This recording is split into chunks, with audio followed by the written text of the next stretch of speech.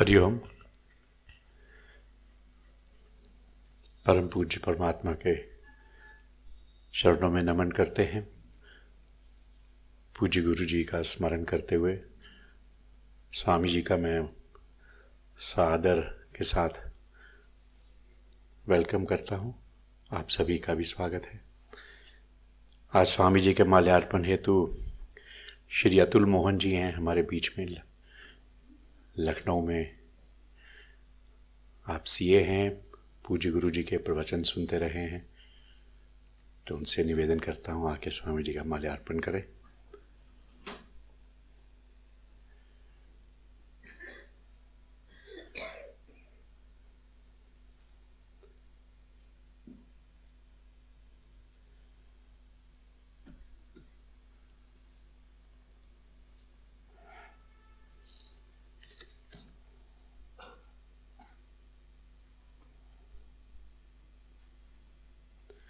आज हमारे बीच में कन्हैयालाल शास्त्री जी हैं, जिन्होंने कहा है कि आज आरती का गायन वो करेंगे। तो स्वामी जी ने कल पूछा था यदि वे आरती गाए, तो उन्होंने कहा मैं गाऊंगा आज।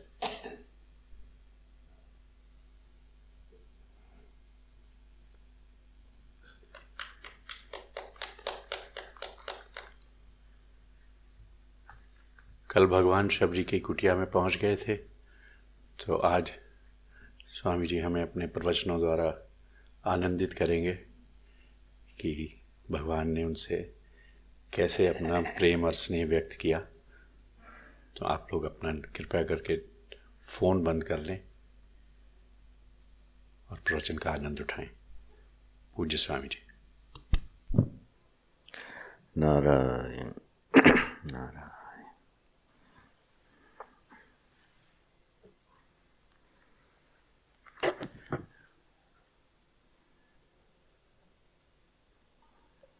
अखण्डमण्डलाकारं व्याप्तं येन चराचरं तत्पदं दर्शितं येन तस्मै श्रीगुरवे नमः। अज्ञानतिमिरान्धस्य ज्ञानाञ्जनशलाकया चक्षुरुन्मीलितं येन तस्मै श्रीगुरवे नमः। नीलाम्भुजश्यामलकोमलाङ्गं सीतासमारोपितवामभागं पाणौ महाशायकचारुचापं नमामि रामं रघुवंशनाथम्। उद्भवस्थितिसंहारकारिणीं क्लेशहारिणीं सर्वश्रेयस्करीं सीतां नतोऽहं रामवल्लभाम्। अतुलितबलधामं हेमशैलाभदेहम् दनुजवनकृशानं ज्ञानिनामग्रगण्यं सकलगुणनिधानं वानराणामधीशं रघुपतिप्रियभक्तं वातजातं नमामि। ओम श्री रामचंद्राय नमः। ओम श्री सद्गुरुचरणकमलेभ्यो नमः। नारायण।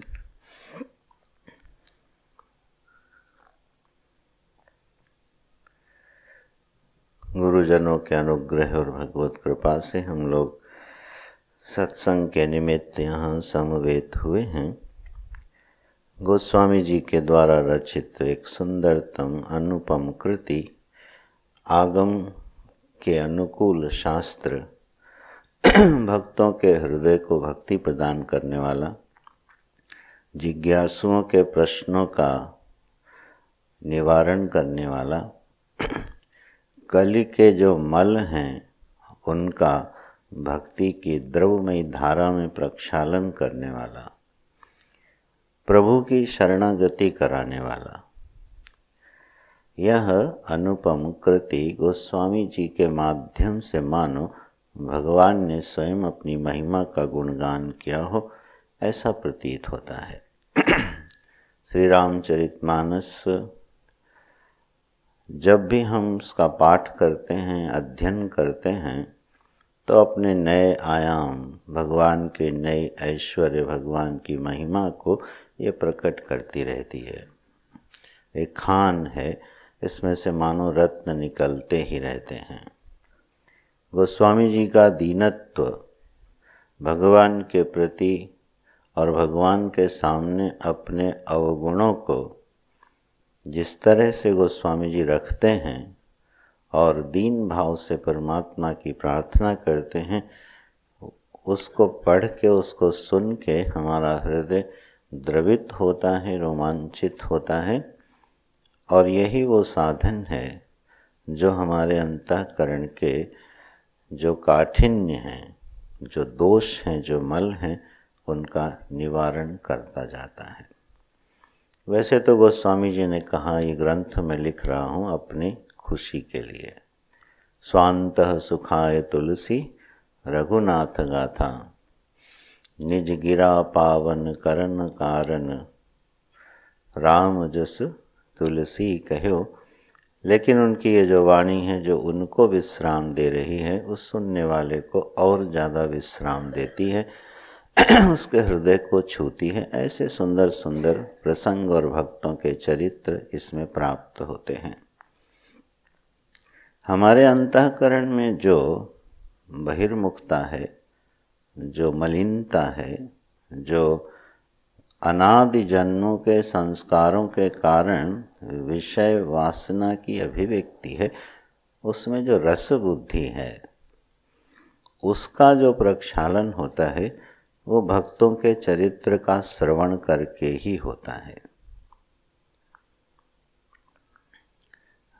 पूज्य स्वामी शरणानंद जी बोला करते थे कि अंतःकरण को निर्मल करने का जो सबसे सुंदर और तेजस्वी ओजस्वी साधन है, वो है प्रभु मिलन की वेदना। व्याकुलता की अग्नि में पूरे अंतःकरण के दोष मानो भस्म हो जाते हो। जो काम स्वधर्म पालन, जप, तप, नियम, उपवास, निष्ठा नहीं कर पाती है, वो विरह की जो व्याकुलता है, प्रभु से मिलन की जो वेदना है, उससे जो प्रज्वलित अंतराग्नि है, वो हमारे सारे दोषों को भस्म कर देती है, चित्त को बिल्कुल निखार देती है, स्वर्ण में कुंदन बना देती है। शबरी जी अनवरत प्रभु की प्रतीक्षा करती हैं, नित्य निरंतर प्रभु की प्रतीक्षा करती हैं। कल हम लोग चर्चा कर रहे थे कि शबरी जी की प्रतीक्षा में बेचैनी नहीं है, व्याकुलता नहीं है। जानकी जी की प्रतीक्षा में, भरत जी की प्रतीक्षा में व्याकुलता है। शबरी जी के हृदय में भी एक व्याकुलता है, वेदना है, लेकिन उसका स्वरूप बिल्कुल भिन्न है। कब आएंगे वो उनको पता नहीं है। गुरु के वचन पर विश्वास है और उसी विश्वास से वो बस अपने प्रभु की नित्य निरंतर प्रतीक्षा करती रहती हैं। प्रतिदिन वो अपनी कुटिया का श्रृंगार करती हैं, उसको स्वागत के लिए तैयार करती हैं और सायंकाल होने पर प्रभु का स्मरण करके विश्राम करती हैं और प्रातःकाल बिना थके पुनः भगवान की प्रतीक्षा के लिए तैयारी करना शुरू कर देती हैं। तो उनका जो हृदय है, उनका जो मन है और जो उनका शरीर है, जो कर्म है, वो सब देखो प्रभु को स्वतः अर्पित होते चले जा रहे हैं। तो तन से, मन से वो अनन्य चिंतन रूपा हो गई हैं भगवान की प्रतीक्षा करते करते। राम की प्रतीक्षा हम सभी को है।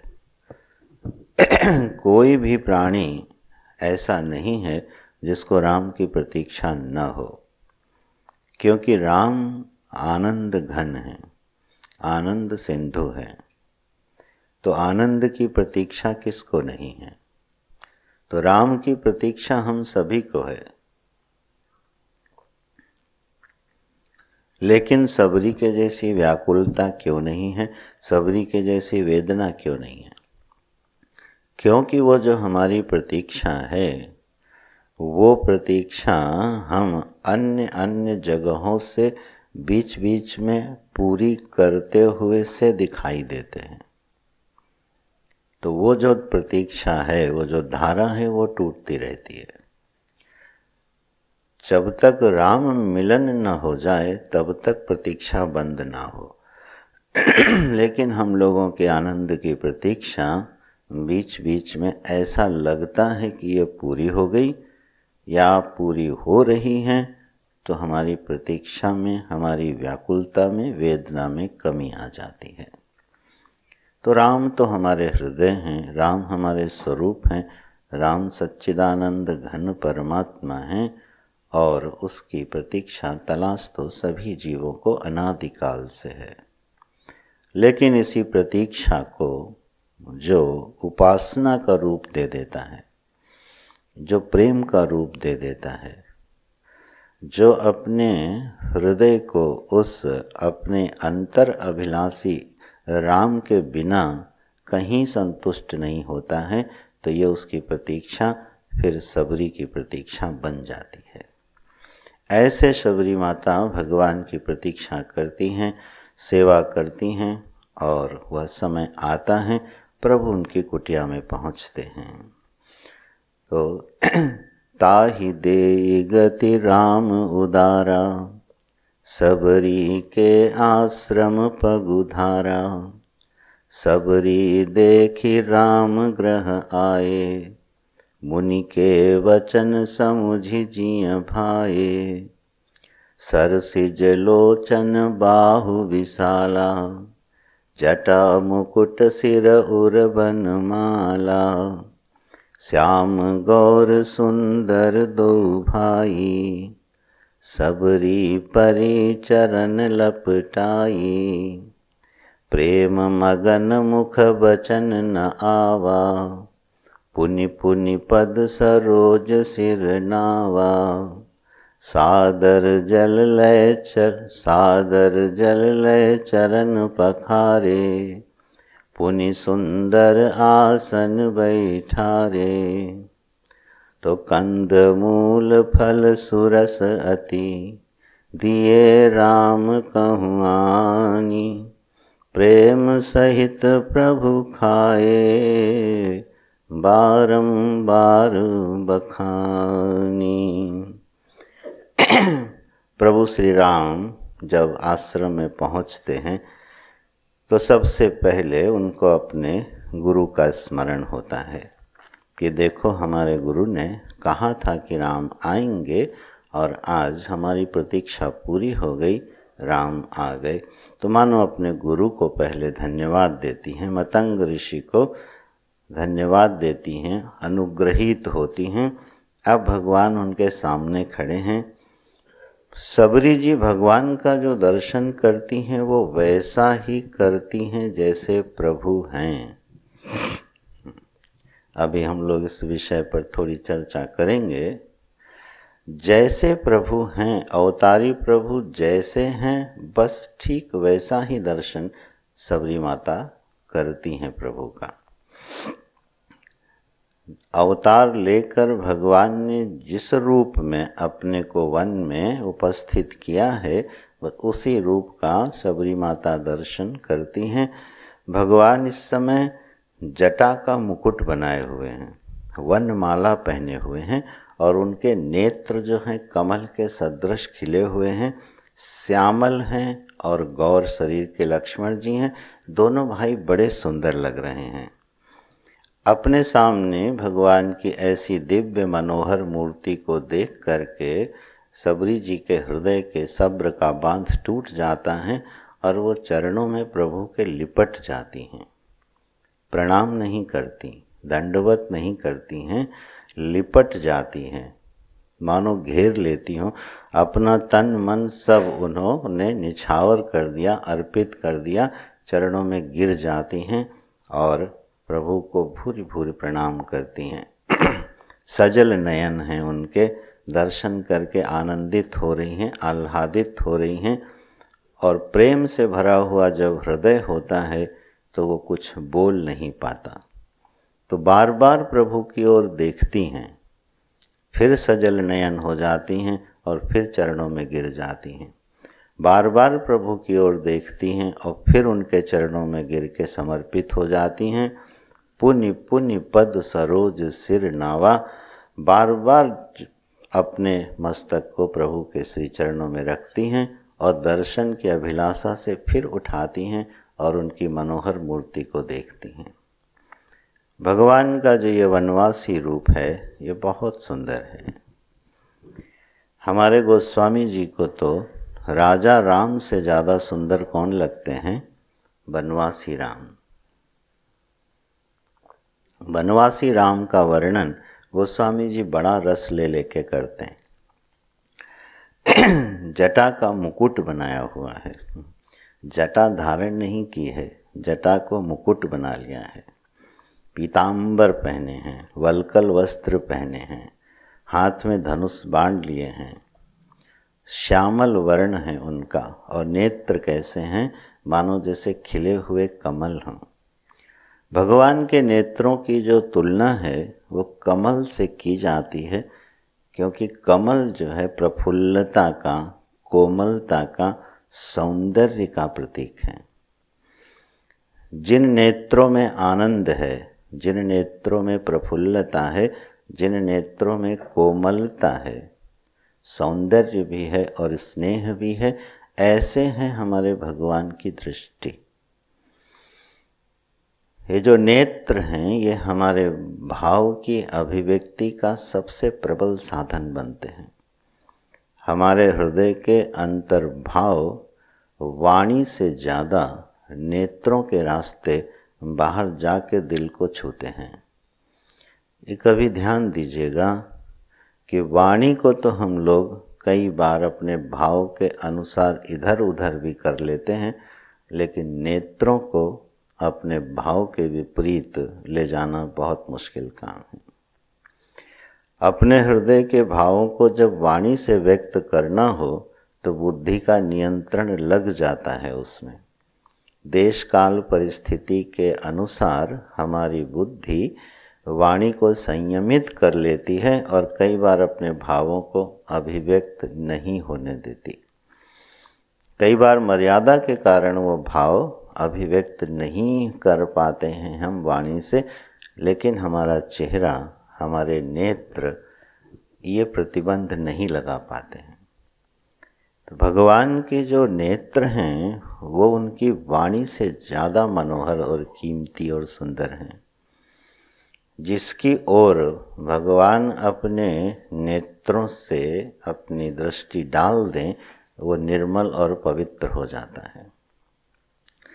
जब भगवान का सगुण ध्यान किया जाता है तो आपाद तलमस्तक पर्यंत ध्यान करते हुए मुखाम्बुज श्री जो भगवान की छवि है उसका ध्यान करते हुए फिर नेत्रों में अपने ध्यान को रोका जाता है और यह अनुभव होता है कि मानो नेत्रों से भगवान हमको पी जाएंगे। ऐसे निर्मल स्नेहमयी दृष्टि से भगवान, हमारे ध्यानस्थ भगवान हमको देख रहे हैं। कि भगवान की दृष्टि सदा निर्मल होती है। अगर वो क्रोध की दृष्टि से भी देखेंगे ना तो उसमें भी निर्मलता होगी, उसमें भी स्नेह होगा। और अगर स्नेह की दृष्टि से देख दें तो फिर बात ही क्या है। प्रभु तो देख ही रहे हैं, ये दृष्टा उस दृष्टा से बिल्कुल भिन्न है। जो हमारे मन बुद्धि के तटस्थ दृष्टा हैं, उस दृष्टा से ये भगवान जो हैं बिल्कुल भिन्न दृष्टा हैं। ये असंग दृष्टा नहीं है, ये प्रेमी दृष्टा हैं, ये भक्त वत्सल दृष्टा हैं।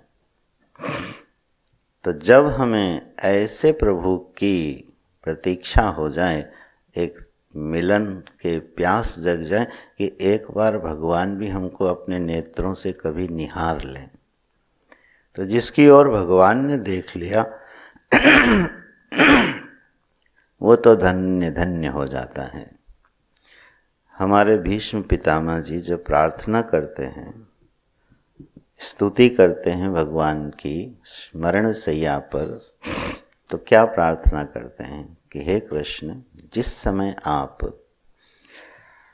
मेरे तीखे बाणों से आहत हो रहे थे और अर्जुन का रथ छिन्न भिन्न कर दिया था मैंने, और आप उस समय क्रोध में भर के रथ का जो पहिया है उस पहिए को चक्र बनाते हुए अत्यंत क्रोध से मेरा वध करने के लिए मेरी ओर दौड़ पड़े थे। उस समय आपके नेत्र क्रोध से लाल लाल हो रहे थे और आप मेरा वध करने के लिए उद्यत थे। लेकिन हे कृष्ण, उस समय भी आपके नेत्रों में मेरे लिए जो करुणा स्नेह प्रेम था, मैं उसका अभिनंदन करता हूँ, मैं उसका स्मरण करता हूँ। देखो, वध करते हुए भगवान, मारने के लिए उद्यत भगवान की आंखों में भी भीष्म पितामह को क्या दिखाई जाता है? स्नेह की धारा दिखाई देती है। तो भगवान की दृष्टि क्योंकि रागत द्वेष शून्य होती है, तो राग और द्वेष से जो शून्य दृष्टि होती है ना, वो मंगलकारी होती है, वो हितकारी होती है। इसलिए माता जब कभी अपने बच्चे को देखती है तो रागत द्वेष से शून्य होकर जब उसमें प्रीति और वात्सल्य मिश्रित हो जाता है तो दृष्टि प्रभु की हो जाती है। रागत द्वेष से रहित दृष्टि तटस्थ भी हो सकती है, लेकिन प्रभु श्री राम, अवतारी प्रभु श्री राम की दृष्टि जो है तटस्थ दृष्टि नहीं है। रागत द्वेष से तो सर्वथा शून्य है, कोई उनका अपना नहीं, कोई पराया नहीं, लेकिन इसके बाद भी भक्त की भावना का, उसकी प्रीति का, उसके प्रेम का प्रतिफलन प्रभु के नेत्रों से होता है। मानो शबरी की प्रतीक्षा का फल प्रभु श्री राम की आंखों से बरस गया। तो इसलिए बार बार शबरी जी भगवान का दर्शन करती हैं, मगन हो जाती हैं और फिर चरण वंदन करती हैं, चरण पकड़ लेती हैं। तो प्रेम मगन मुख बचन न आवा, पुण्य पुण्य पद सरोज सिर नावा, सादर जल लय चरण पखारे, पुण्य सुंदर आसन बैठारे। अब थोड़ी देर बाद जब स्वस्थ होती हैं तो भगवान के चरणों का प्रक्षालन करती, चरण प्रक्षालन करके उस जल से अपने को अभिषिंचित करती हैं, अपनी कुटिया को, अपने आश्रम को पवित्र करती हैं और भगवान को सुंदर आसन देती हैं और बिठाती हैं। शबरी जी भगवान के जब चरण पखाड़ती हैं तो बड़े स्नेह और प्रेम से धीरे धीरे भगवान के चरण कमलों में जल बिंदु डालती जाती हैं और उन जल बिंदुओं के साथ अश्रु बिंदु मिश्रित होते जाते हैं। वो जल बिंदु तो गिर रहे हैं, साथ में अश्रु बिंदु भी गिर रहे हैं और ऐसे विभल प्रेम से शबरी जी भगवान के चरण पखाड़ती, भगवान प्रसन्न हो जाते हैं। क्यों? क्योंकि भगवान को भी मालूम है कि चरण कैसे पखारे जाते हैं। देखो, सेवा वही कर सकता है जिसने सेवा ली हो और सेवा दी भी हो, वो सेवा लेना भी जानता हो और सेवा देना भी जानता हो। भगवान ने भी चरण पखारे हैं। प्रसिद्ध चरण किसके पखारे हैं? रामावतार में तो अपने गुरु वशिष्ठ के, लेकिन कृष्णावतार में सुदामा के चरण पखारे हैं उन्होंने। तो वो जानते हैं कि चरण पखारे कैसे जाते हैं, मानो वो दृश्य लौट आया हो। क्योंकि जब भगवान सुदामा के चरण पखार रहे थे तो उनके नेत्रों से भी अश्रुबिंदु जल के साथ मिल रहे थे। तो भगवान प्रसन्न हो जाते हैं, विभोर हो जाते हैं, मगन हो जाते हैं। देखो, निर्गुण निराकार परमात्मा, तटस्थ दृष्टा, उसको भी भक्त लोग विह्वल कर देते हैं। ये तो भक्तों की ही सामर्थ्य है कि अपने भाव से और अपनी प्रार्थना से उस निराकार में स्पंदन कर देते हैं। उस तटस्थ दृष्टा को भी वात्सल्यमयी दृष्टा बना देते हैं। ये भक्ति का वैभव है और ये भक्ति का विशिष्ट सुख भी है। भाव सौंदर्य जो है मनुष्य का वास्तविक सौंदर्य है। जब हमारे हृदय के भाव भक्तिमय होते हैं, प्रभुमय होते हैं, तो हमारे जीवन का जो सौंदर्य होता है वो न केवल हमको पवित्र करता है बल्कि इस धरा को भी पवित्र करता है। तो ऐसे भावमयी जल से हमारे शबरी जी भगवान के चरण पखारती हैं और उनको सुंदर आसन पे बिठाती हैं। वाल्मीकि रामायण में भगवान पहले पूछते हैं सबरी से कि हे सबरी, तुम्हारी तपस्या तो बढ़ रही है ना, तुम्हारे हृदय में प्रेम तो बढ़ रहा है ना, तुमने क्रोध पर विजय प्राप्त कर ली है कि नहीं? ये प्रश्न प्रभु श्री राम सबरी से पूछते हैं, उनके जीवन के बारे में, उनकी साधना के बारे में। और सबरी उनको उत्तर देती हैं, प्रभु आपका दर्शन होने का मतलब है कि ये सब कुछ यथावत अपने सुमार्ग पर ही था, नहीं तो आपका दर्शन कैसे होता। और उसके बाद शबरी जी मतंग ऋषि का जो वन है उसका दर्शन कराती हैं वाल्मीकि रामायण में। मतंग वन की महिमा का गान करती हैं। और वह मतंग वन कैसा था कि उनके जो गुरुदेव थे वो उसी मतंग वन में तपस्यारत रहे और इतनी तपस्या करी उन्होंने कि जब वो उपवास आदि से उनका शरीर शिथिल हो गया और वो जल लेने नहीं जा पाए तो सातों सागरों का और तीर्थों का पवित्र जल वहीं पर सरोवर के रूप में उपस्थित हो गया। उसको सप्त सरोवर तीर्थ बोलते हैं। वह तीर्थ का दर्शन कराती हैं, अपने गुरु के तपस्या का महिमा का वर्णन करती हैं और प्रभु श्री राम वो सुनना चाहते हैं, पूछते हैं वहाँ। तो शबरी जी अपने गुरु की महिमा का वर्णन करती हैं, पर गोस्वामी जी तो यहाँ सीधे हमारे प्रभु को शबरी के पास ही रखते हैं। आसन दे दिया है, अब लाती हैं आहार। भगवान को जरा भोग लगाया जा रहा है, प्रसाद दिया जा रहा है। क्या प्रसाद खिलाती हैं कि कंद मूल फल सुरस अति दिए राम कहुआनी, प्रेम सहित प्रभु खाए बारंबार बखानी। इस पर बड़ी चर्चाएं हैं कि सबरी ने भगवान को झूठे बेर खिलाए। उसमें भी कोई दोष नहीं है, जरूर खिलाए होंगे, खिला सकती हैं, क्योंकि एक प्रेम का साम्राज्य जो होता है ना, वो धर्म के साम्राज्य से बहुत बड़ा होता है। जहाँ धर्म का राज चलता है उसकी सीमाएं होती हैं, और जहाँ प्रेम का राज चलता है वहाँ धर्म की मर्यादा टूटती है।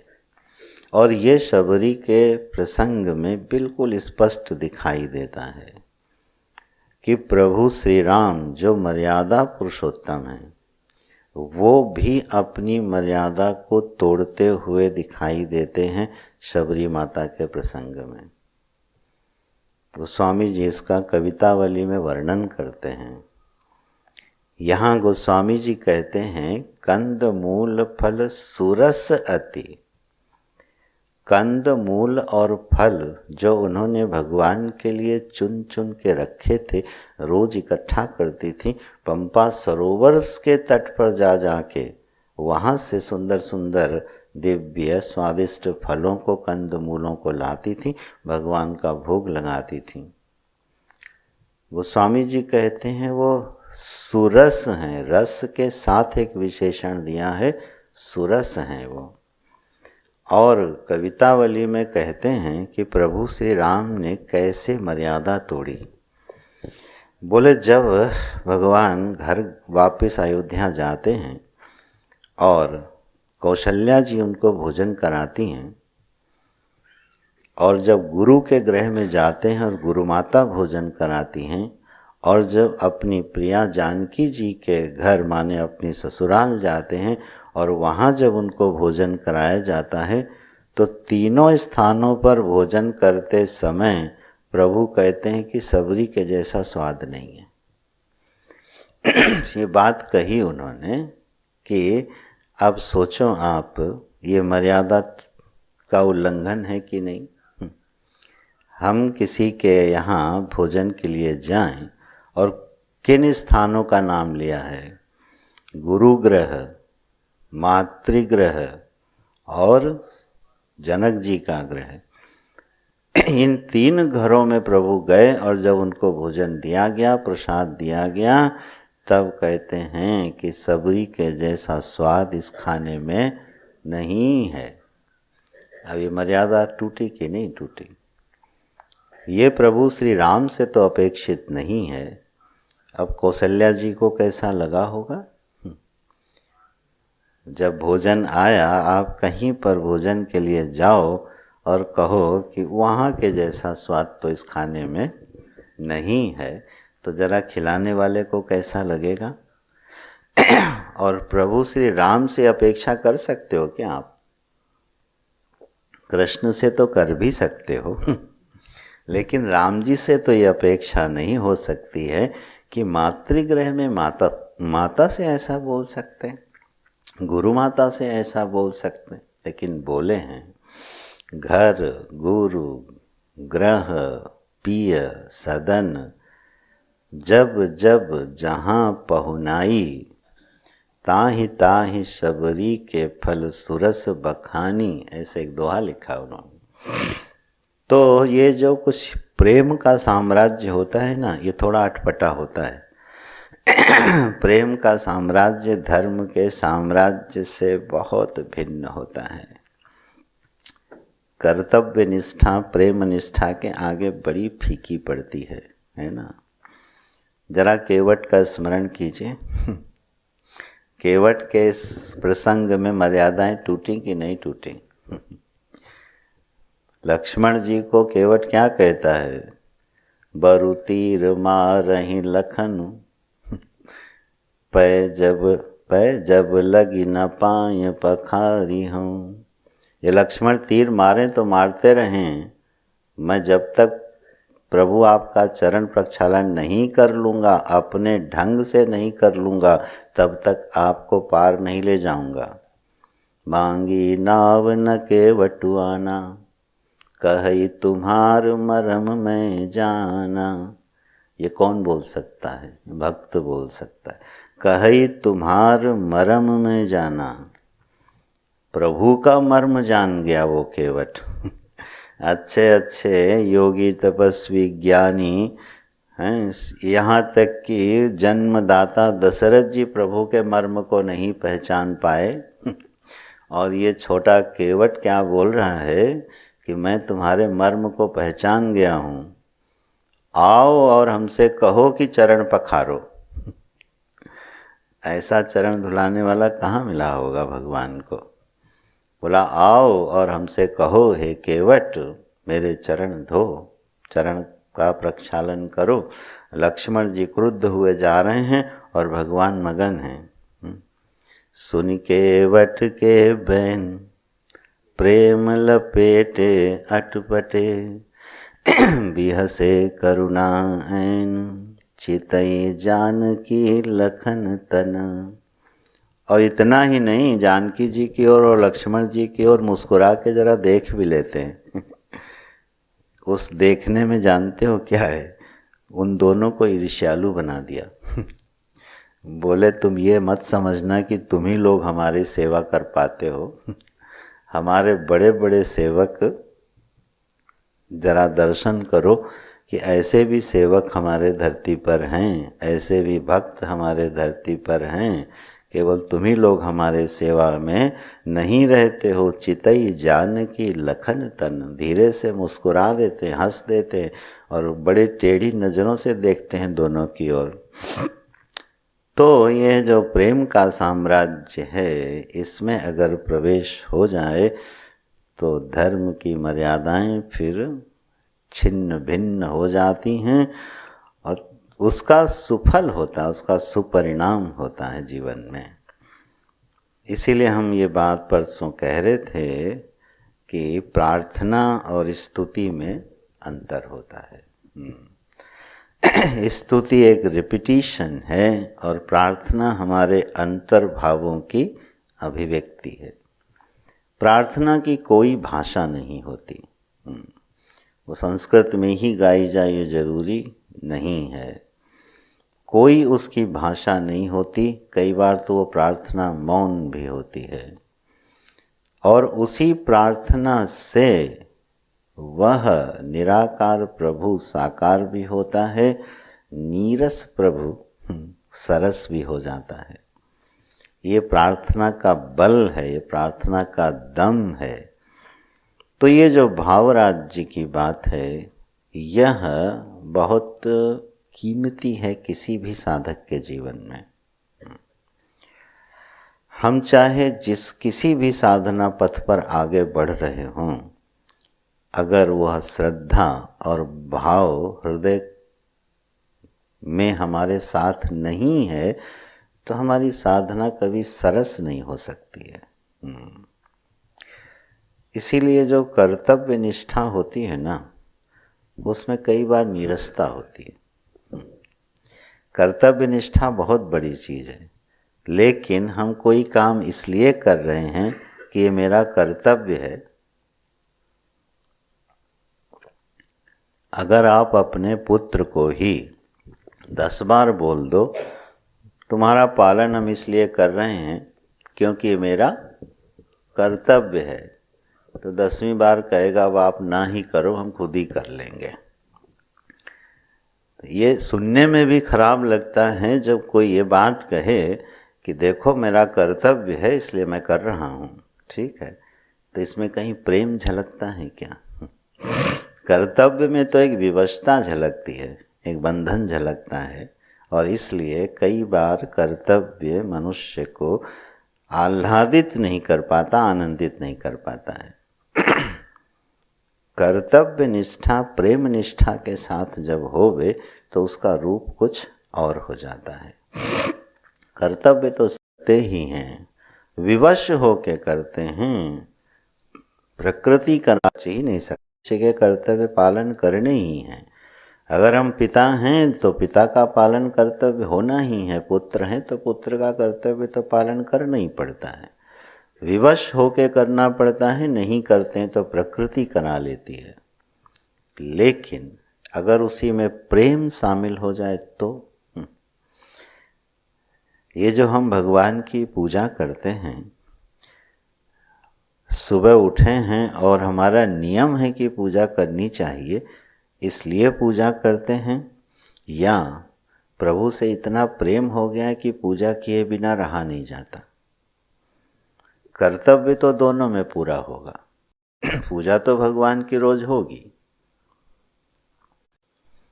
अच्छा स्नान हो गया है, अब हमारा नियम है कि हम स्नान करके भगवान के मंदिर में जाते हैं, तो स्नान किया, अब नियम निभाने मंदिर में चले गए, बहुत अच्छी बात है। लेकिन जब हम भगवान के मंदिर में प्रवेश करें तो नियम तो अपने आप निभ रहा है। क्या हृदय बोल रहा है कि ठाकुर जी बैठे हैं, जरा इनको उठाना है ठाकुर जी बैठे हैं, जरा इनको भोग लगाना है, जरा इनसे कुछ बात करनी है, तब अपना मैं दिन शुरू करूं। तो ये जो प्रेम है, यह कर्तव्य भी पूरे कराता है और जीवन को बड़ा रसमय बनाता है। शबरी जी भगवान की जो प्रतीक्षा करती हैं, वो कर्तव्य से कर रही हैं कि प्रेम से कर रही हैं? ठीक है, शबरी की प्रतीक्षा में कर्तव्य निष्ठा नहीं है, शबरी की प्रतीक्षा में भाव निष्ठा है, और इसीलिए परिणाम कितना सुंदर है। भगवान का जो उनको प्रेम प्रतिफलन में मिला, वो किसको मिला? किसके हृदय को उस प्रेम समुद्र का और उसमें डूबने का अवसर मिला? वो तो भक्तों को ही मिलता है। अरे जब हमारे भगवान कभी कभी हमारे मन में हमारी प्रार्थना को सुनते हुए दिखाई दे जाते हैं और सीधे सीधे रिस्पॉन्ड करते दिखाई दे जाते हैं, उस समय जो आह्लाद होता है और उस समय जो भाव विभोर हो करके प्रभु की चरण वंदना होती है, वो है प्रेम निष्ठा, वो है प्रेम को जन्म देती है। हम लोग कहते रहते हैं और वो सत्य कहते हैं कि प्रभु आपकी कृपा से ही तो मेरे सारे काम होते हैं। ये बिल्कुल ठीक बात है। हर भक्त ये इस अनुभव में जीता है, हर साधक इस अनुभव में जीता है कि प्रभु आपकी कृपा के बिना कुछ हो नहीं सकता है। हम आज जो कुछ भी हैं, जैसे भी हैं, प्रभु आपने अनुग्रह नहीं किया होता तो हम ऐसे नहीं होते, ये साधक मानता है। लेकिन वो जो अनुग्रह उसको प्राप्त होता है, उसमें हम एक चीज़ और जोड़ते हैं, थोड़ा ध्यान से सुनिएगा। हम कहते हैं प्रभु 1000 हाथों से हमारी मदद करता है, कोई सीधे मदद करने थोड़ी आता है, ये बात हम बोलते हैं। भगवान जब हमारी सहायता करते हैं, मदद करते हैं, तो सीधे थोड़ी करते हैं, वो तो किसी को प्रेरणा दे देते हैं। जब भगवान किसी को प्रेरणा दे देते हैं और वो हमारी मदद कर जाता है, तो उस समय जो भगवान के प्रति धन्यवाद है, समर्पण है, और जो सीधे सीधे प्रभु से आए, तो उस समय जरा इसमें अंतर देखिएगा। हम सभी मानते हैं कि हम प्रभु की शरण में हैं, वही हमारे सारे काम कराते हैं, 1000 हाथों से करा देते हैं, पर उन 1000 हाथों से प्रेम तो नहीं हो पाता। जो हाथ हमारी मदद कर गया उसको हम धन्यवाद दे के छोड़ देते हैं ना, तो जो हमारा प्रेमी है वो तो अदृष्ट ही रह गया ना। अरे बात तो तब बने कि जब सीधे सीधे ये समझ में आए कि ये हमारे प्रियतम ही रिस्पॉन्ड कर रहे हैं, अब वो कोई माध्यम नहीं चुन रहे हैं, सीधे सीधे आ रहे हैं। तब जो हृदय में भाव बनता है, जो शरण बनती है, वो चित्त को निर्मल कर जाती है, पवित्र कर जाती है। तो सबरी जी उन्हीं भक्तों में से एक हैं। उनकी जो प्रतीक्षा है वो कर्तव्यमयी प्रतीक्षा नहीं है, गुरु की आज्ञामयी प्रतीक्षा नहीं है, वो प्रेममयी प्रतीक्षा है, भावमयी प्रतीक्षा है। और ये प्रतीक्षा हम सब कर सकते हैं। और इस प्रतीक्षा में भी जो रस है ना, उसको तो शायद वृत्रासुर जानता है, असुर हो के जानता है। वृत्रासुर ने क्या मांगा भगवान से? वृत्रासुर ने भगवान से ये मांगा कि प्रभु हमें कोई योग सिद्धि नहीं चाहिए, हमें कोई मुक्ति नहीं चाहिए, हमें कोई विशेष भक्ति भी नहीं चाहिए, हमें क्या चाहिए? आपका विरह चाहिए, विरहीय कांक्षे। और कैसा विरह चाहिए? बोले जैसे चिड़िए के छोटे छोटे बच्चे घोंसले में, जिन्होंने अभी उड़ना भी नहीं सीखा है, और उनकी माँ जब जाती है तो दिन भर अपनी माँ की प्रतीक्षा करते हैं कि वो आएगी, दाना लाएगी, हमारी क्षुधा मिटाएगी। जो अभी उड़ना भी नहीं जानते हैं, असमर्थ हैं, और वो अपने माँ की जैसे प्रतीक्षा करते हैं, भगवान हमको वो प्रतीक्षा दे देना। देखो वृत्रासुर तो मिलन भी नहीं मांग रहा। अब इस प्रतीक्षा में क्या रस होगा, क्या आनंद होगा, ये तो आप गोपियों से पूछो, यशोदा से पूछो, मीरा से पूछो, चैतन्य महाप्रभु से पूछो। ये जो भगवान की प्रतीक्षा है, ये बड़ी विशिष्ट दर्जे की प्रतीक्षा है। जो माता शबरी के जीवन में है वो तो हर दिन आनंद में रहती हैं। प्रभु जब मिले तब तो महानंद बरस गया, लेकिन उनका प्रतिदिन कोई भी आनंद से खाली थोड़ी है। नित्य निरंतर प्रभु के स्मरण में डूबकर भगवान की प्रतीक्षा करती हैं। ऐसे प्रभु जब सामने हैं तब उनको आसन दिया जाता है, बिठाती हैं और प्रेम से फल खिलाती हैं। प्रेम सहित प्रभु खाए। और देखो गोस्वामी जी कहते हैं, बारंबार बखानी। वाह क्या बात है, वाह कितना अच्छा फल है, वाह कितना मीठा फल है। ऐसे बखान कर करके भगवान खाते हैं।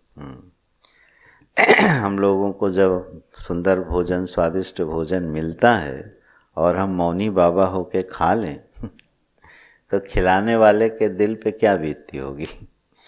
दिन भर तैयारी करके उसने नाना प्रकार के व्यंजन बनाए और हमारे मुंह से एक बार भी नहीं निकला, वाह क्या भोजन बनाया है। बारंबार बखानी, एक बार नहीं बोले हैं, बार बार बखान करते। ये बखान उन फलों के स्वाद का नहीं है, ये बखान शबरी के निवेदन का है। शबरी के निवेदन का ये प्रतिफलन है कि प्रभु को बार बार कह रहे हैं और उसका वर्णन कर रहे हैं, उसके भोजन के स्वाद का वर्णन कर रहे हैं। ये तो जो निवेदन किया गया है ना, इसलिए जो भोजन हम परमात्मा को निवेदन करते हैं, अब क्या बताएं, विषय बदल जाएगा। हम लोग जो भोग लगाते हैं भगवान का, अब पता नहीं लगाते भी हैं कि नहीं लगाते लेकिन जब भोग लगाते हैं भगवान का तो वो कितना मैकेनिकल होता है। क्या एक क्षण के लिए भी भोग लगाते समय कोई संबंध जुड़ता है प्रभु से? मंत्र मानो याद हो गया, मंत्र पढ़ा, जल लिया और पानी घुमाया और भोजन शुरू हो गया। मैं अक्सर मेज पर देखता हूँ, व्यक्ति चाहे भूखा ना भी हो, मेज पर बैठने के बाद प्रतीक्षा नहीं कर पाता। डाइनिंग टेबल पर बैठने के बाद भोजन आ गया तो प्रतीक्षा नहीं कर पाता है, बस उसको लगता है ये शुरू कर दो और प्रसाद ग्रहण करने लगो। ये भोग्य बुद्धि का परिचायक है। हमारे यहाँ जो शास्त्रों में नियम बनाए गए हैं ना, वो बहुत सुंदर है, जीवन को सजा देते हैं। जो प्रसाद हम ग्रहण कर रहे हैं, जो भोग हम ग्रहण कर रहे हैं, वो पहले परमात्मा को एक बार ठीक से निवेदित तो हो जाए। तुम्हें निवेदित भोजन करहीं, हे प्रभु आप उनके घर में रहो जो आपको भोजन निवेदित करते हैं। तो जब हम भोजन प्रभु को दे रहे हैं तो वही क्षण मात्र के लिए तो लगे कि ये उन तक पहुंच गया है। हमारे पूज्य करपात्री जी महाराज क्या करते थे, उनको 8 से 10 मिनट लगता था भोग लगाने में। मैंने बताया होगा 8 से 10 मिनट लगता था, और वो तो वेदज्ञ थे, वेदों के बहुत बड़े विद्वान थे, श्रुति सम्मत भोग लगाते थे। उसका भाव जो था वो बहुत सुंदर है, मन में बिठा लीजिएगा। वो जिस समय भोग लगाते थे तो वैश्वानर भगवान का स्मरण करते थे।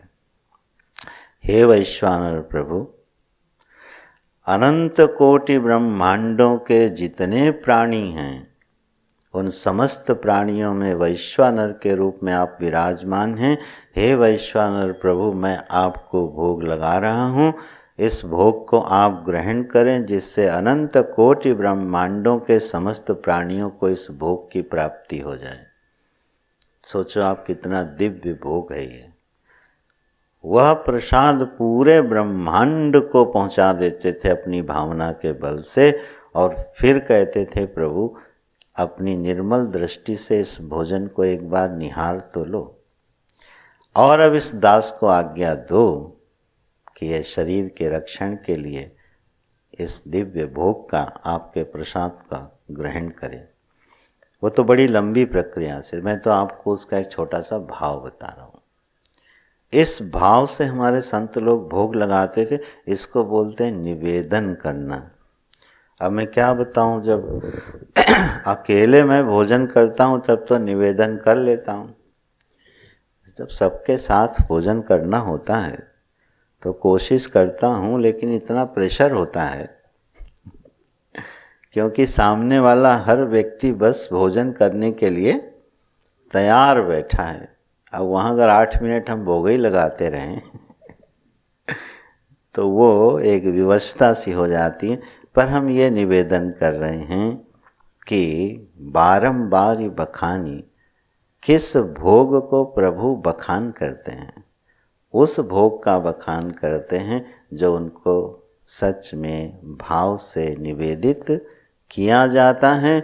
और यहाँ राजभोग नहीं है जिसका बारंबार बखान किया जाए। यहाँ के भोग में शबरी का क्या कला कौशल है।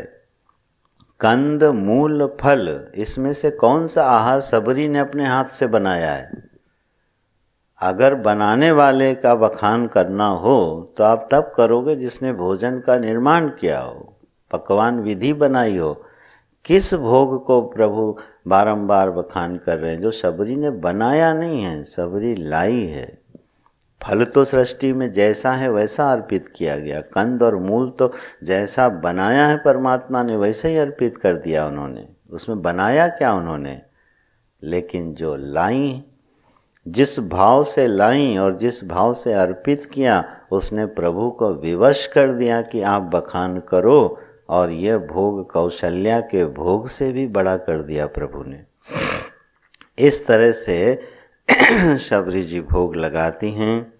अब हाथ जोड़ करके उनके आगे खड़ी हो जाती हैं कि पानी जोरी आगे भई ठाढ़ी, प्रभु ही बिलो की प्रीति अति बाढ़ी, केहि विधि स्तुति करऊं तुम्हारी, अधम जाति में जड़मति भारी, अधम ते अधम अधम अति नारी, तिन्ह मह मैं मति मंद अघारी, कह रघुपति सुनु भामिनी बाता, मानऊ एक भगति कर नाता, जाति पाति कुल धर्म बड़ाई, धन बल परिजन गुण चतुराई, भगतिहीन नर सोहई कैसा, बिनु जल बारिद देखिए जैसा। हाथ जोड़कर खड़ी हो जाती हैं। अब जैसे ही प्रभु की ओर देखती हैं उनकी प्रीति बढ़ जाती है। जैसे ही भगवान की मुखक छवि का दर्शन करती हैं हृदय में आनंद का समुद्र लहराने लगता है, प्रीति बढ़ जाती है। कुछ बोलना चाहती हैं, बोल नहीं पाती हैं। कहती हैं केहि विधि स्तुति करूं तुम्हारी, हे सर्वज्ञ परमात्मा, मैं किस विधि तुम्हारी स्तुति करूं। स्तुति करने के लिए कुछ ज्ञान चाहिए, वो ज्ञान तो मेरे पास है नहीं। किस वाणी से मैं आपकी स्तुति करूं, कहीं मैं आपकी स्तुति करूं और वो आपकी निंदा ना हो जाए, ये भय है उनको। उस सर्वज्ञ परमात्मा को जो इस सृष्टि का मालिक है, नियंता है, उसकी स्तुति कैसे होगी। तो हर भक्त का यही कहना है कि प्रभु हम अगर आपकी स्तुति करें भी तो कैसे करें। कही विधि करो स्तुति तुम्हारी, अधम जाति में जड़मति भारी। मैं अधम हूँ जाति की, बुद्धि में जड़ता है, उसमें भी नारी हूँ, उसमें भी मतमंद हूँ, उसमें भी अघारी हूँ। सॉरी अघारी माने मैं पापिनी हूँ। बड़ा आश्चर्य लगता है जब ऐसे भक्त लोग अपने को क्या बोलते हैं, पापी, कुटिल, कामी। ऐसे दिव्य भक्त लोग जब अपनी वाणी से अपने लिए ऐसे संबोधन लाते हैं तो लगता है हम लोग अपने लिए क्या बोलें। अगर हम लोग अपने लिए विशेषण देना चाहें तो फिर क्या देंगे। लेकिन ये प्रभु के निवेदन की पराकाष्ठा है, सीमा है। जब हमारा अहंकार गलता जाता है तो विनम्रता बढ़ती जाती है। ये बिल्कुल एक दूसरे के इस तरह से उनका परिपूरक होते हैं। ये विनम्रता अहंकार की प्रतिरोधिनी वृत्ति होती है। अहंकार गलता जाता है, शिथिल होता जाता है तो जीवन में विनम्रता और प्रीति बढ़ती जाती है। ये अहंकार के गलने की पहचान है। तो अगर हम परमात्मा के साथ जुड़ रहे हैं, उनकी महिमा को पहचान रहे हैं, उनके ऐश्वर्य को अपने जीवन में किंचित अनुभव कर रहे हैं, तो हमारे अहंकार के लिए तो कोई स्थान बचता ही नहीं। अहम किसके सामने खड़ा होगा। अरे जुगनू को अगर सूर्य के सामने खड़ा कर दो तो वो जुगनू सूर्य के सामने अपनी कितनी महिमा का गान कर सकता है। केवल उस जुगनू को सूर्य के सामने आना चाहिए और उसकी दृष्टि जानी चाहिए, तो वो टिमटिमाता हुआ जुगनू क्या हो जाए, लज्जित हो जाएगा। और अगर कहो भैया अपने गुणगान करो तो क्या बोलेगा वो। जैसे जैसे हमारे जीवन में भगवान के ऐश्वर्य का दर्शन होता है, उनके प्रभाव का हमें ज्ञान होता है, हमारी बुद्धि विनम्र हो जाती है, थकने सी लगती है और अहम शांत होने लगता है। ये भगवान के ऐश्वर्य ज्ञान का प्रभाव है। ठीक है। और भगवान जब कृपा करते हैं तो अपने भक्तों को बीच बीच में अपने ऐश्वर्य का दर्शन कराते रहते हैं। और जैसे जैसे उनके ऐश्वर्य का दर्शन होता है, हमको लगता है अरे मैं तो कुछ नहीं हूँ, शून्य हूँ, जीरो हूँ। इस पूरी समष्टि के परिप्रेक्ष्य में इस देहधारी की सत्ता कितनी बड़ी है। यह जो पंचभूतों की एक देह हमारे पास है, सुबह हम लोग जो वर्णन कर रहे थे उपनिषद वाली कक्षा में, किस बात का अभिमान है समझ ही नहीं आता। अहम और अभिमान के लिए स्थान भी कहाँ है।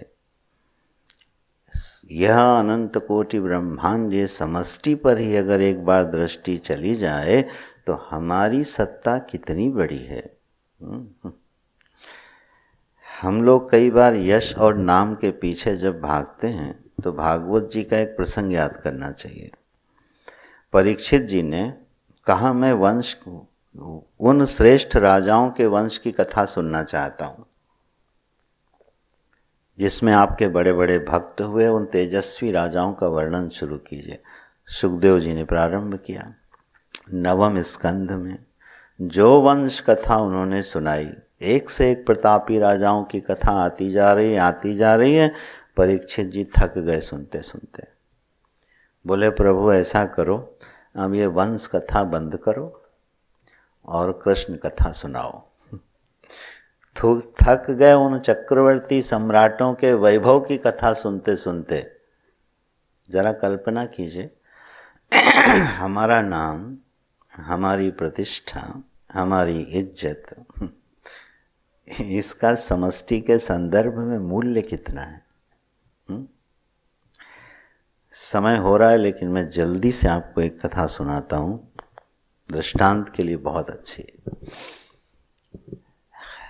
एक राज्य में घोषणा हुई, प्रभु के राज्य में, कि जो चक्रवर्ती सम्राट होगा वो इस पवित्र पर्वत पर आके स्वर्ण अक्षरों से अपना नाम लिखेगा।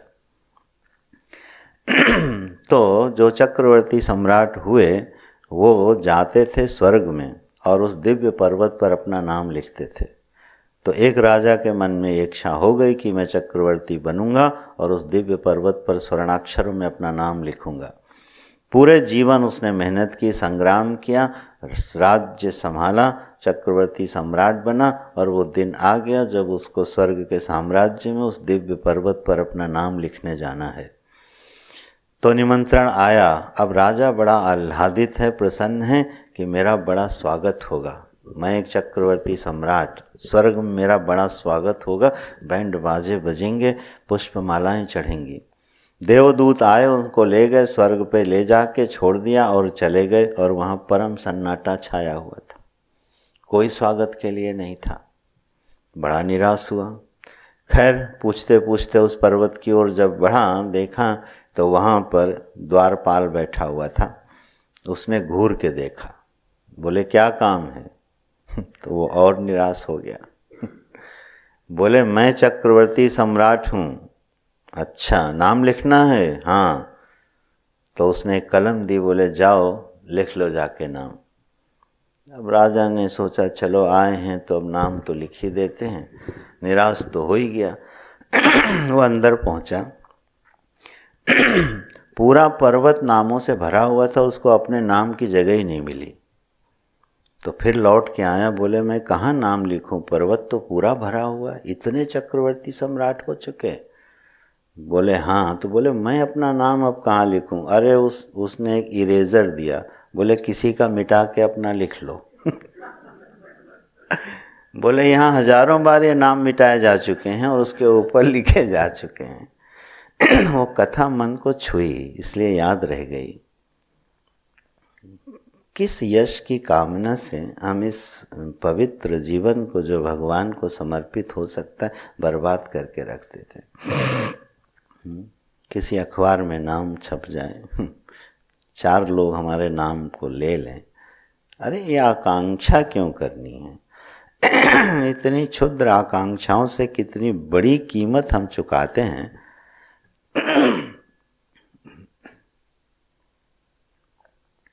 छोटी छोटी ये मूर्खताएं हमारे जीवन की दिव्यता को खा जाती हैं।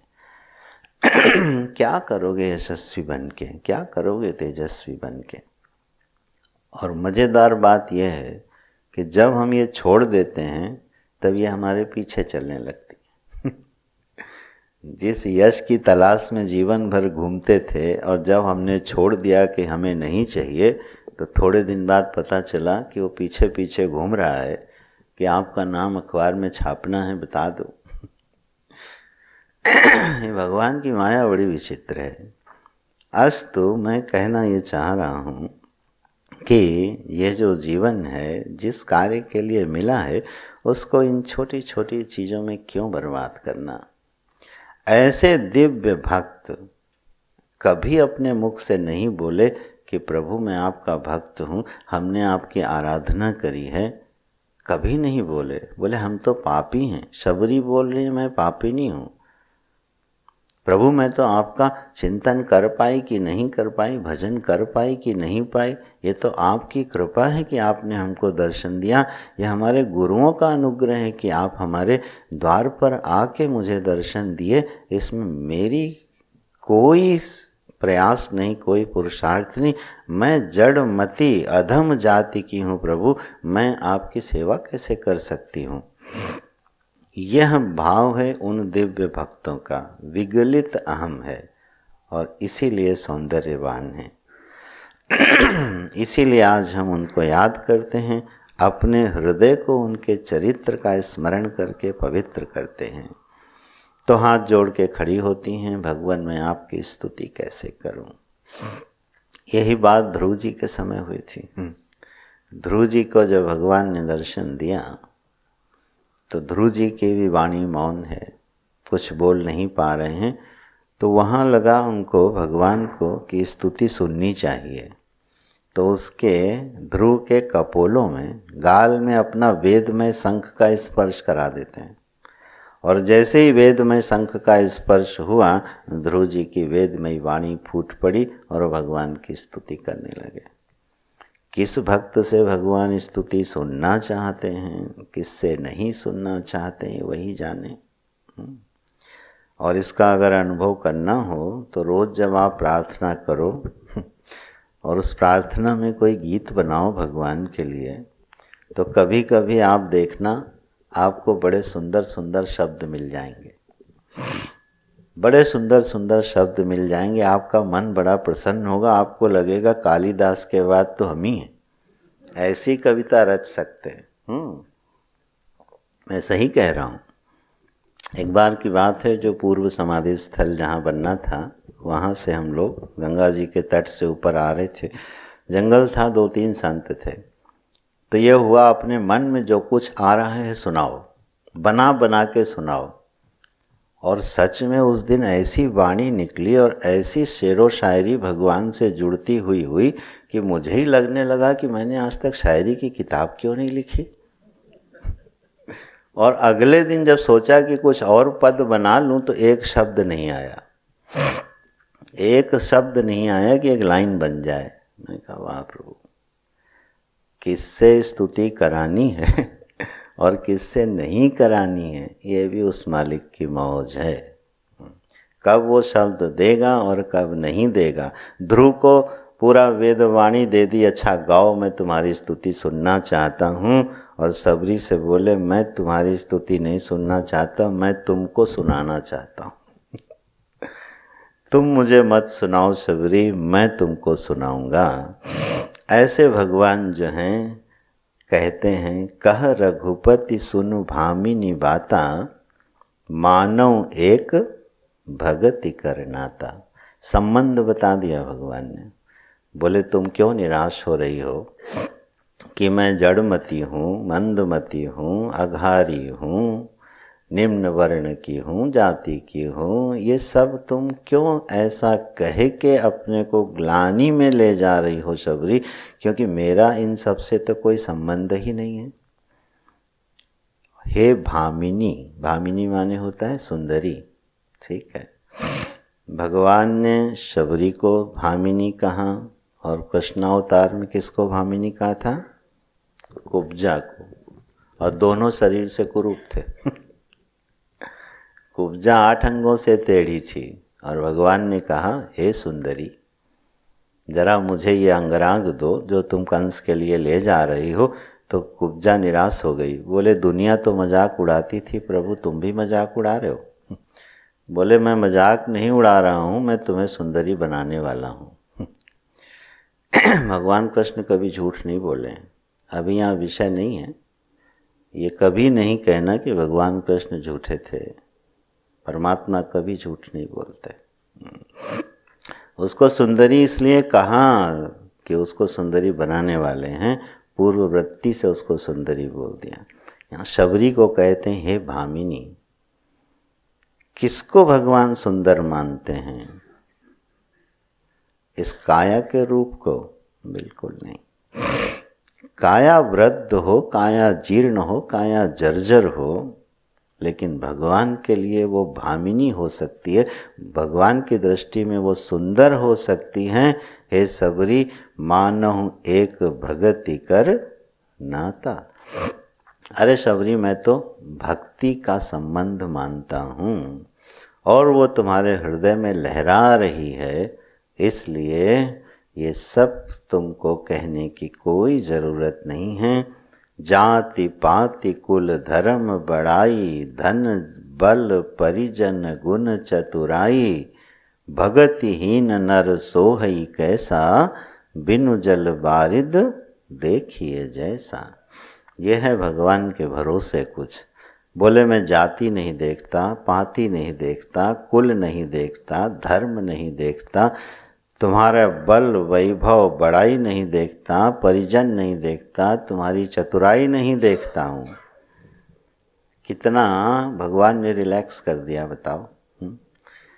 हमारे पास इनमें से कुछ भी ना हो चलेगा, ऊंची जाति ना हो, पंक्ति में बैठने का अधिकार ना हो, श्रेष्ठ कुल ना हो, अरे यहाँ तक कि मैं किसी धर्म का ठीक से पालन भी ना कर पा रहा हूँ, ठीक है, धन भी ना हो प्रभु की सेवा करने के लिए, अच्छा चलो धन से नहीं शरीर से सेवा कर दूंगा, बल भी ना हो सेवा करने के लिए, और परिजन भी ना हो, हमें कोई मानने वाला भी ना हो, और हमारे पास कोई गुण भी ना हो, बोले ये सब कुछ ना हो सबरी, लेकिन अगर मेरी भक्ति है तो सब ठीक है, और अगर ये सब कुछ है और भक्ति नहीं है तो बोले जैसे बादल होता है ना, जो बिना पानी का बादल होता है कि वो दिखता तो बड़ा सुंदर है, काम का किसी के नहीं होता। बादल है तो बादल जैसा तो है, लेकिन बादल का काम नहीं है, वो वर्षा नहीं कर सकता, वो शीतलता नहीं बिखेर सकता, वो प्यासी धरती का सिंचन नहीं कर सकता, वो केवल नाम का बादल है। ऐसे अगर ये सब कुछ जीवन में है, धन बल चतुराई गुण है, प्रभु की भक्ति नहीं है तो कुछ बात बनने वाली नहीं है। ये भगवान स्पष्ट बोल देते हैं, सबरी तुम्हारे पास कुछ नहीं है, लेकिन जो तुम्हारे पास है वो बहुत कम लोगों के पास होता है।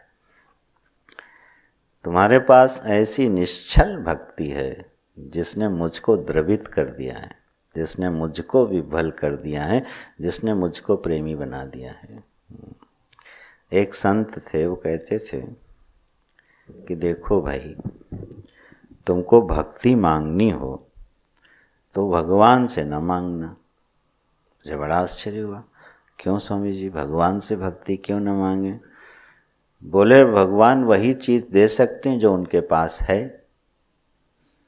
तो भक्ति भक्तों के पास होती है कि भगवान के पास होती? भगवान किसकी भक्ति करेंगे? वो तो भक्ति का प्रतिफलन है, भक्तों के हृदय का प्रतिफलन है, वो तो निखट्टू निराकार है, वो कभी मत भूलिएगा। राम कौन, जो हम लोगों ने पहले दिन चर्चा की थी, वो नहीं भूलिएगा, नहीं तो भक्ति सधेगी नहीं। राम कौन है? शुद्ध सच्चिदानंदमय कंद, राम तो वही है। वो राम कैसे द्रवित हो गए, वो राम कैसे भक्तों के अधीन हो गए? बोले वो राम के कारण नहीं हुए, वो भक्तों के कारण हुए।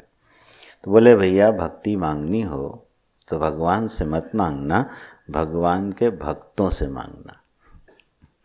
भगवान के भक्त सिखा देंगे कि भक्ति कैसे की जाती है, भगवान न सिखा पाएंगे कि तुम हमारी भक्ति कैसे करो। भगवान को भी ये नाता बड़ा प्रिय है, भक्ति का नाता भगवान को बड़ा प्रिय है।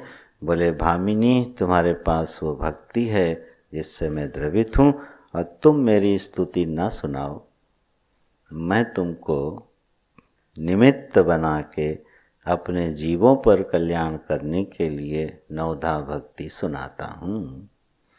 ठीक है, तो यहाँ भगवान ने स्तुति कराई ही नहीं सबरी जी से, मानो स्वयं सबरी की स्तुति कर रहे हो इसके बहाने। क्यों कह रहा हूँ ये बात? क्योंकि नवधा भक्ति करने के बाद क्या कहा है, नवमा एकहु जिनके होई, ठीक है, और फिर बोले तुम में तो सब हैं। बोले कि नहीं, हे सबरी ये जो नवधा भक्ति मैंने बताई है ना, ये नवधा भक्ति में से एक भी किसी के जीवन में आ जाए उसका कल्याण हो जाता है, तुम में तो सब हैं। तो बोले अगर सबरी में सब नौ थी तो फिर सुनाई क्यों उनको? अरे भाई उपदेश उसको दिया जाता है जिसको जिज्ञासा हो।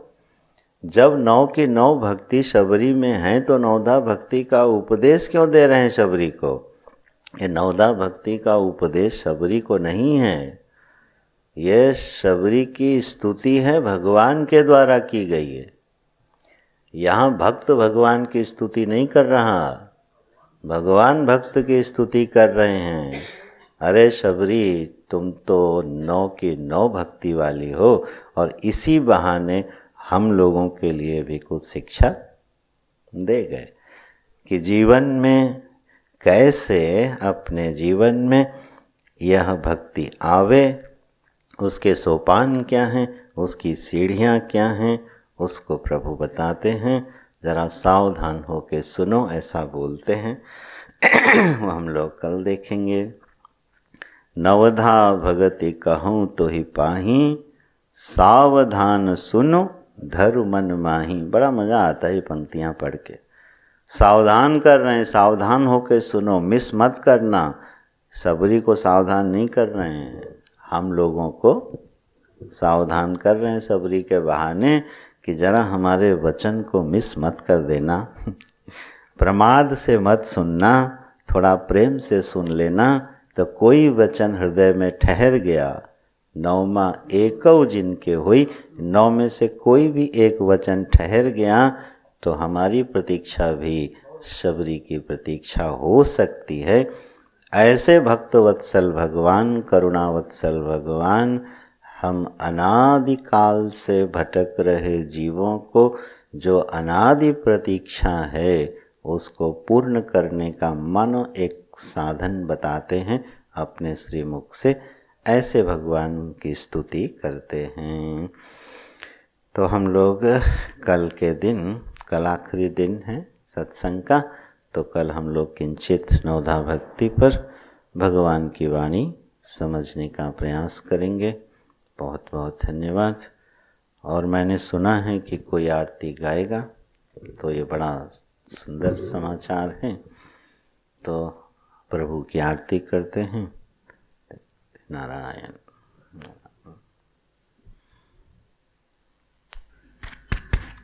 हरिओम। हम सब ने पूजनीय स्वामी जी से एक बहुत ही सार गर्भित और सुंदर प्रवचन सुना। अब आरती करेंगे। तो कानपुर से हमारे प्रदीप अग्रवाल जी आए हैं, वे और उनकी पत्नी मंच पर आएंगे। और नीलम जी की बहन हैं डॉली जी आई हैं, तो वो भी आए मंच पर और आरती में सम्मिलित हों। कल अंतिम दिवस है और परंपरा के अनुसार एक गुरु दक्षिणा का कार्यक्रम भी होगा।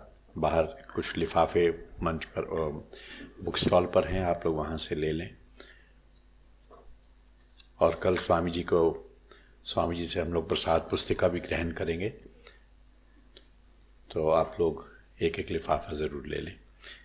और मैं कन्हैया लाल शास्त्री जी से कहूँगा वो मंच पर आएँ और आरती का गायन करेंगे। हाँ जी, हाँ जी, आइए आप भी आरती के लिए आइए। जो भी चाहें आए, आरती के लिए आप भी आए।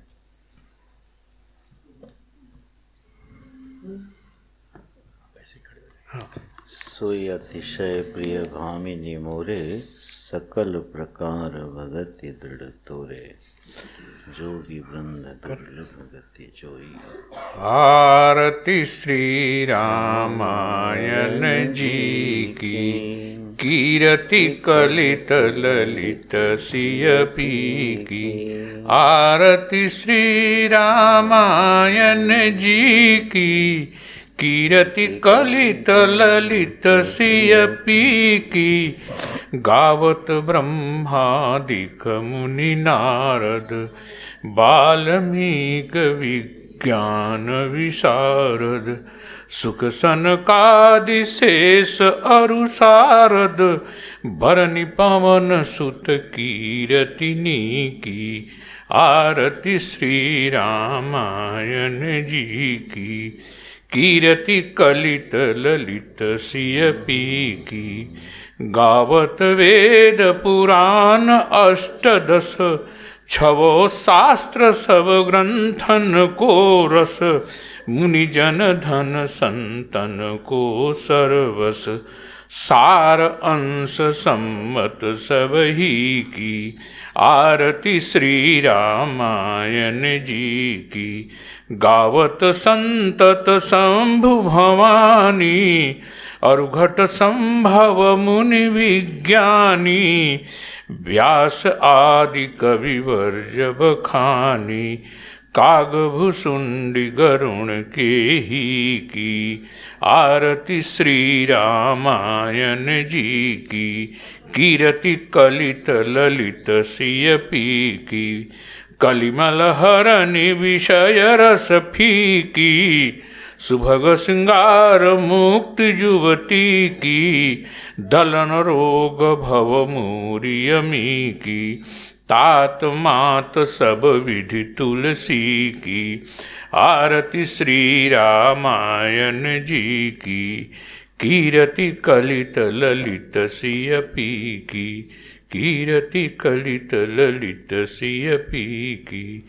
कीरति कलित। बोलिए सियावर रामचंद्र भगवान की जय। पवन सुत हनुमान की जय। उमापति महादेव की जय। बोलो भाई सब संतन की जय। सद्गुरुनाथ महाराज की जय। ओम नमः पार्वती पतये हर हर महादेव। ओम पूर्णमदः पूर्णमिदं पूर्णात् पूर्णमुदच्यते पूर्णस्य पूर्णमादाय पूर्णमेवावशिष्यते। ओम शांति शांति शांति। हरि ओम श्री गुरुभ्यो नमः। हरि ओम।